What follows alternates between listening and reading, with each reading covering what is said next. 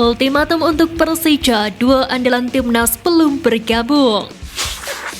Sintayong sudah muncul, Nova Arianto ungkap alasannya.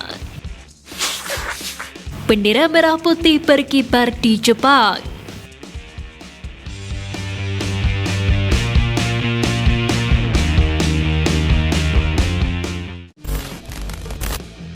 Ketum PSSI Erick Thohir membuat kebijakan baru terkait hak siar pertandingan Timnas Indonesia.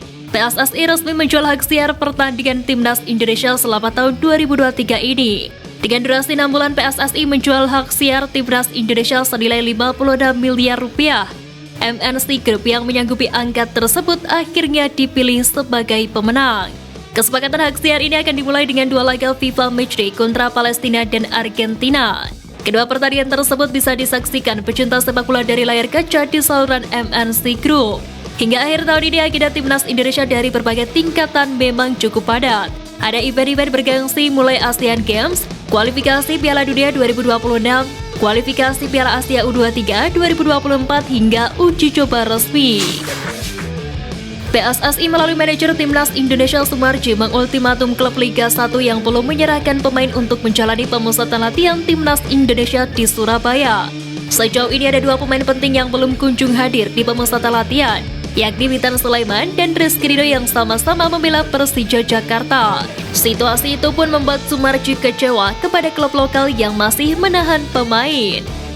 Saya sampaikan di sini ada dua pemain Persija yang masih ditahan. Semestinya Witan Sulaiman dan Rizky Ridho ada di sini karena tidak ada kegiatan di klub, kata Sumarji dikutip dari situs resmi PSSI. Sumarji berharap klub segera melepas pemain sehingga bisa berkumpul bersama-sama di Surabaya. Pasalnya, ini semua demi membentuk chemistry antara satu pemain dan pemain lain. Kabar buruk menghampiri bek kiri Timnas Indonesia Sean Patinama. Sean dikabarkan mengalami cedera saat membantu timnya menang atas Predik Stad pada hari Rabu kemarin. Namun keberhasilan itu nyatanya meninggalkan keraguan bagi Sean Patinama. Pemain naturalisasi itu tampak mengalami masalah pada kakinya di tengah-tengah laga saat berduel dengan lawan. Sean Patinama terpaksa ditarik keluar di menit ke-79 karena tak kuasa melanjutkan laga.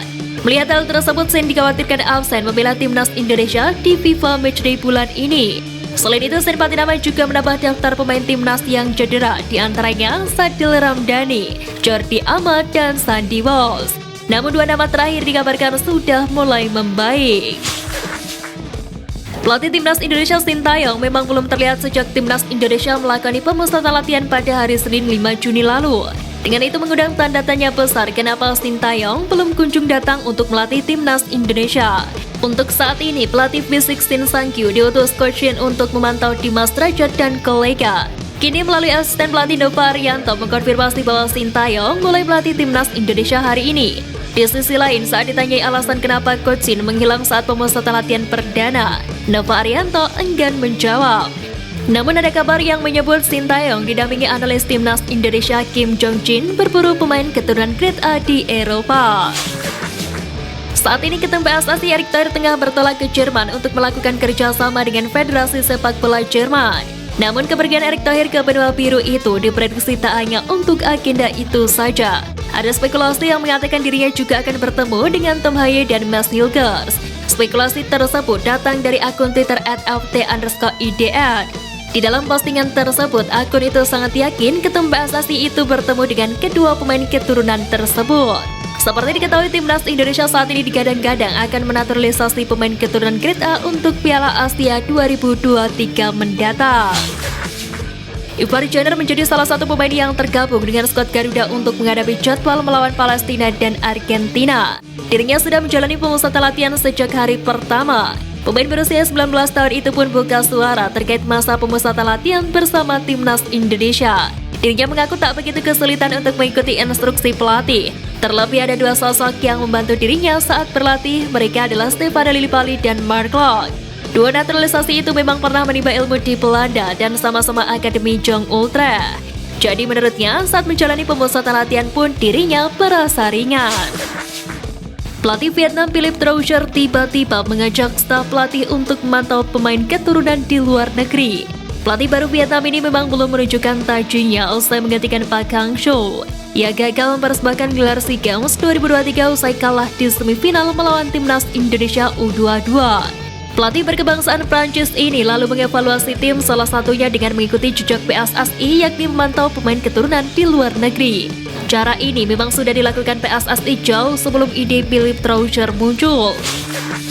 Timnas Argentina memiliki 2 jadwal laga persahabatan selama Juni 2023 ini. La Albiceleste akan menjajal kekuatan timnas Australia di Beijing, China pada 15 Juni dan timnas Indonesia pada 19 Juni mendatang. Dilansir dari akun Twitter resmi Federasi, tim pelatih timnas Argentina sudah tiba di Beijing pada Kamis pagi waktu Indonesia Barat. Skuad itu dipimpin langsung oleh sang pelatih kepala Lionel Scaloni. Selain Lionel Scaloni, ada juga para asistennya yang sudah tiba di Beijing, China, termasuk 2 ex-pemain legendaris Pablo Aimar dan Walter Samuel.